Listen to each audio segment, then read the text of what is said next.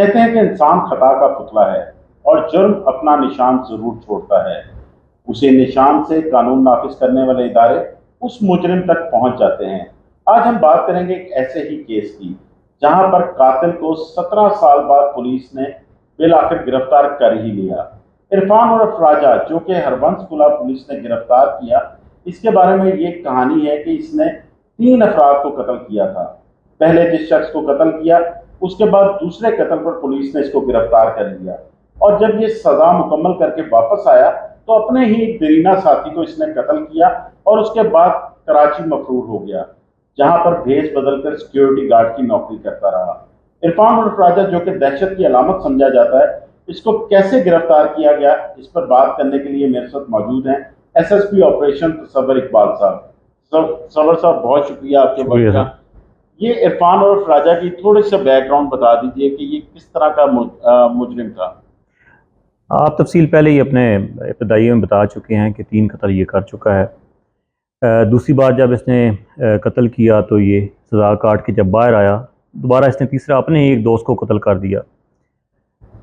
उसके बाद ये गायब हो गया। ये 2007 की बात है। 2007 से लेकर 2024 तक ये शहर छोड़ चुका था, यहाँ से कराची चला गया। वहाँ पर ये बेस बदल के कभी सिक्योरिटी गार्ड और कभी कोई और काम इस तरह से करता था। जब ये पुलिस के हत्थे चढ़ा है उस वक्त ये सिक्योरिटी गार्ड का काम कर रहा था।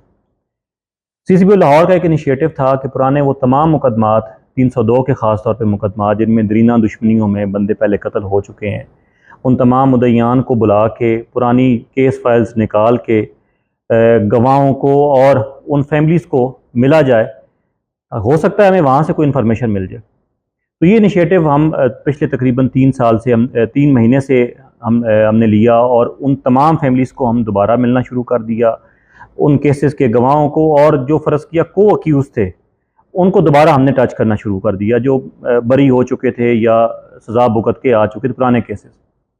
उनमें से ये केस जिसका आप अभी जिक्र कर रहे हैं, राजा गुजर वाला, तो हमने इस तरह से मुद्दईयों को टच किया। उन्होंने कुछ इन्फॉर्मेशन हमें दी, जहाँ से हमने इसको फर्दर टेक्निकल ग्राउंड्स पर उसको प्रोब करना शुरू कर दिया कि किस हद तक ये इन्फॉर्मेशन हमारे लिए यूज़फुल साबित हो सकती है इस मुलज़म को गिरफ़्तार करने के लिए। बहुत सारी चीज़ों का सहारा लिया गया। कुछ टेक्निकल चीज़ें हैं, फ़र्ज़ किया CDR है, लोकेशन और बहुत सारी चीज़ें, फैमिली ट्रीज़, नादरा से हमने असिस्टेंस ली और फाइनली हमारी टीम कराची पहुंची, जहां पर कुछ दिन ज़ाहिर है हमें वहां पर भी मेहनत करनी पड़ी, लोकल पुलिस की भी मदद ली और फाइनली इस मुलज़म को आइडेंटिफाई करके हमने गिरफ़्तार किया। और यकीनन अब तफ्तीश के मराइल में है और तफ्तीश वाले अपना काम करेंगे। इसके खिलाफ सबूत जो भी मिलते हैं वो इकट्ठे करके सज़ा दिलवाई जाएगी। इसमें तसव्वुर भाई, इसने कोई इंकशाफ किया हो कि इसने पहले 2 मर्डर क्यों किए थे या तीसरा मर्डर क्यों किया था? वजह अनात क्या थी? वजह अनात बेसिकली अब इस मुकदमे में, हालांकि जिस मुलज़म को इसने कत्ल किया था, मकतूल इसका सबका दोस्त था, इसका साथी था अपना। आपस में इनकी कुछ चपलिश हुई किसी वजह से और उस चपलिश की वजह से जब ये जेल से बाहर आया है तो उसने अपने ही साथी को कत्ल कर दिया और वो वहाँ से मफरूर हो गया। तो बेसिकली मुजरिम था, मुजरमाना जहन और जहनीत की वजह से इसने अपना ही साथी मार दिया और उसके बाद ये इश्तिहारी मुजरम बन गया।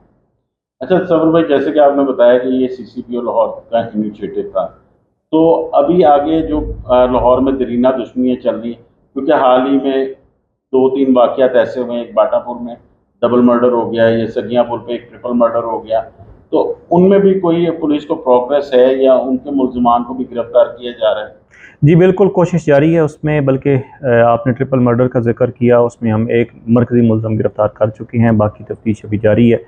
जहाँ तक दरीना दुश्मनियों का ताल्लुक़ है तो वो तमाम साबका दुश्मनियाँ जिसमें कत्ल मुकातले की दुश्मनी है, 324 के मुकदमात दर्ज हैं और अभी तक जिनमें सुलह नहीं हुई, हमने एक इनिशिएटिव लिया है कि हम उन तमाम जो फ़रीक़ैन हैं उनके ख़िलाफ़ इंसदादी कार्रवाई का आगाज़ कर रहे हैं। और ये पूरे लाहौर में हमने ये सिलसिला शुरू किया ताकि मज़ीद लड़ाई ना हो सके और किसी हद तक ये जो दुश्मनियों की बुनियाद पर कत्ल मुकातले हो रहे हैं इसको रोका जा सके। इसमें लाहौर पुलिस कोई ऐसा इनिशिएटिव ले रही हो कि इन खानदानों के दरमियान कोई सुलह करवाई जा सके? यकीनन ये भी किया जा रहा है, किया जा सकता है। उसमें इलाके के मुअज़्ज़िज़ीन और जो असर रसूख वाले लोग हैं जिनका दोनों फ़रीक़ैन पर किसी न किसी तरह से इन्फ्लुएंस है, उनको भी इंगेज करके कोशिश ये की जा रही है कि इनकी सुलह हो जाए। अगर नहीं होती तो हम अपने तौर पे कानूनी कार्रवाई जो भी कर सकते हैं वो ज़रूर करेंगे, ताकि मज़ीद खून खराबा ना हो।